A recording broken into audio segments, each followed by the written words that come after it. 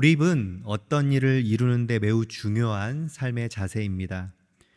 몰입하지 않으면 사실 좋은 결과를 만들어내는 것이 어렵지요. 학생은 당연히 학업에 몰입하여야 좋은 성적을 낼 수 있습니다. 사업가는 자신의 사업에 몰입해야 성공적인 비즈니스를 할 수 있죠. 예술가도 마찬가지입니다. 자신이 만드는 작품에 몰입해야 창조적인 작품을 제작할 수 있습니다. 그런데 만약 이와 같은 일들에 우리가 몰입하지 못한다면 당연히 기대만큼의 성과를 만들어낼 수 없는 것입니다. 세상에서는 어떤 일을 하는데 몰입은 매우 중요합니다. 마찬가지로 하나님도 하나님의 백성들이 하나님을 향한 몰입이 온전히 있기를 원하십니다. 우리는 이것을 전심이라고 부릅니다. 우리의 모든 것이 하나님께로 향하는 자세를 말하는 것이죠. 사실 하나님은 우리가 전심으로 하나님을 바라보고 있는지 아닌지를 너무나도 잘 알고 계십니다.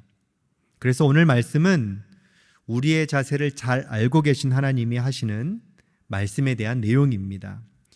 2절 말씀에 보면 이스라엘 백성들이 하나님을 향해 어떤 자세로 나아가는지를 소개합니다.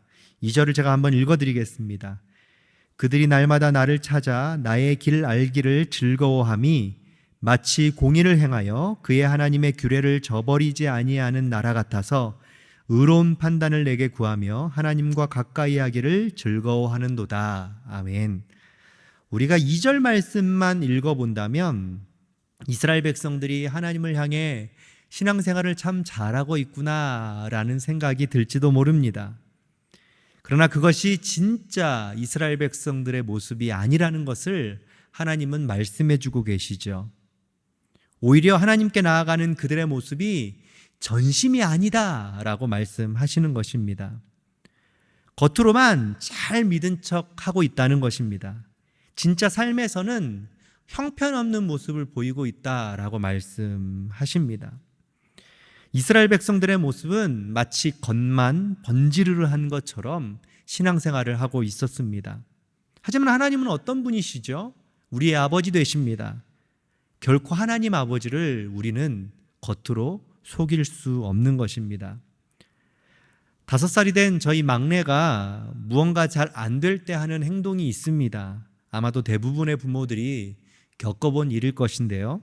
바로 떼를 쓰면서 우는 것입니다. 자기 마음대로 안 될 때 우는 행동을 취합니다. 그런데 부모는 알죠. 그것이 진짜 울음인지 가짜 울음인지를요. 진짜 울음이라면 당연히 부모는 그 자녀에게 가서 위로해주고 안아주겠죠. 하지만 그것이 자신의 이루고자 하는 목표를 위해서 행동하는 가짜 울음이라면 어떻게 하시겠습니까? 위로해 줄까요? 결코 그렇게 하지 않습니다. 단호하게 그것이 왜 잘못되었는지를 이야기해 줄 것입니다. 그리고 가짜로 우는 것이 얼마나 안 좋은 행동인지를 말해 줄 것입니다. 그런데 우리의 영적인 아버지 되시는 하나님은 그 누구보다도 우리에 대해 더 잘 알고 계신 분이시죠. 우리가 가짜로 하나님께 나아가는지 전심으로 나아가는지 그 누구보다도 우리를 잘 아시는 분이 살아계신 하나님이십니다. 만약 우리가 전심이 아닌 모습으로 하나님께 나아간다면 하나님은 결코 우리의 예배를 받으시지 않으실 것입니다. 이에 대한 하나님의 모습들을 성경 곳곳에서 소개하고 있습니다. 전심으로 나아가지 않아서 하나님의 징계와 훈계를 받았던 인물들이 성경에 넘쳐납니다. 그와 반대로 전심으로 나아가서 하나님으로부터 인정받았던 인물들도 성경에 가득하죠. 핵심은 하나님을 향해 우리가 어떤 마음으로 나아가야 하는가입니다. 하나님은 이 부분에 대해서 오늘 본문 6절 말씀을 통해서 이렇게 말씀해 주십니다. 제가 읽어보겠습니다. 내가 기뻐하는 금식은 흉악의 결박을 풀어주며 멍에의 줄을 끌어주며 압제당하는 자를 자유하게 하며 모든 멍에를 꺾는 것이 아니겠느냐. 아멘. 하나님이 기뻐하시는 금식에 대해 설명하고 있는데요.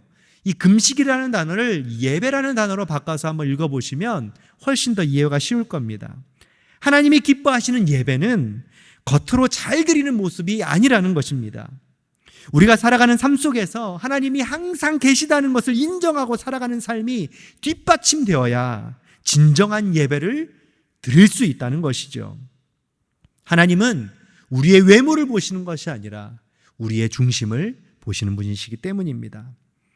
하나님을 향한 전심은 예배당에 들어올 때부터 시작되는 것이 아닙니다.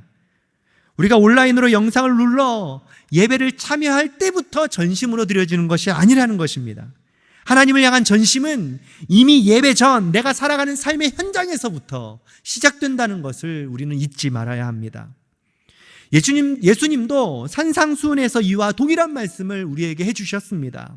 마태복음 5장 23절과 24절 말씀을 보면 예수님이 이렇게 말씀하셨어요. 그러므로 예물을 제단에 드리려다가 거기서 내 형제에게 원망들을 만한 일이 있는 것이 생각나거든 예물을 제단 앞에 두고 먼저 가서 형제와 화목하고 그 후에 와서 예물을 드리라. 아멘. 주님은 하나님 앞에 예물을 드리기에 앞서서 가장 먼저 선행되어야 하는 것으로 형제와 화목하는 것이라고 말씀하셨습니다. 예배는 하나님이 받으시는 가장 고귀한 시간입니다. 우리가 하나님께 드릴 수 있는 가장 존귀한 예식입니다. 하지만 그것이 고귀하고 존귀해지려면 예배를 드리러 나오는 우리의 모습이 온전하고 거룩해져야 하는 것입니다. 전심으로 예배한다는 것은 마음만 간절하게 예배드리는 것이 아닙니다.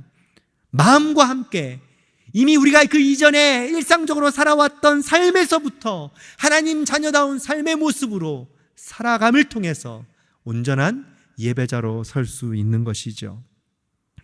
온라인으로 계속해서 예배를 드리다 보면 이것도 하나의 습관이 될 수 있습니다. 그리고 그냥 드려지는 시간이 될 수 있습니다.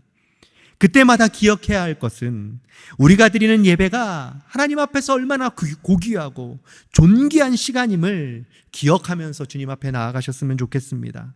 하나님과 공식적으로 만나는 시간이기 때문에 우리가 그 시간을 당연히 사모해야 합니다. 하지만 그 시간만 중요하게 여겨서는 안 되죠. 하루하루 매일같이 살아가는 우리의 삶의 모습 또한 예배자로 살아가는데 매우 중요한 삶이라는 것을 기억하시면 좋겠습니다. 그렇게 일상적인 삶에서부터 전심으로 준비되고 주님 앞에 예배하러 나아간다면 하나님은 우리를 향해 너무나도 놀라운 은혜를 베풀어 주실 것입니다. 11절 말씀처럼 하나님은 우리를 항상 인도하여 주실 것이고 메마른 상황 속에서도 우리의 영혼이 만족할 수 있도록 주님께서 인도해 주실 것입니다. 뼈가 견고하게 되는 것과 같은 강건함을 주실 것이고 물된 동산처럼 하나님이 주시는 샘물이 끊어지지 않는 은혜를 베풀어 주실 것입니다. 그래서 결국에는 하나님으로 인하여 즐거워하는 인생이 될 줄 믿습니다. 전심으로 나아가는 우리에게 주시는 은혜를 오늘도 맛보고 내일도 맛보고 평생토록 예배하는 삶을 통하여 우리가 살아가는 삶의 현장을 통해서 경험할 수 있는 우리 금강의 성도님들 되시기를 주님의 이름으로 축복합니다. 오늘 이 말씀을 기억하면서 함께 기도의 자리로 나아가겠습니다.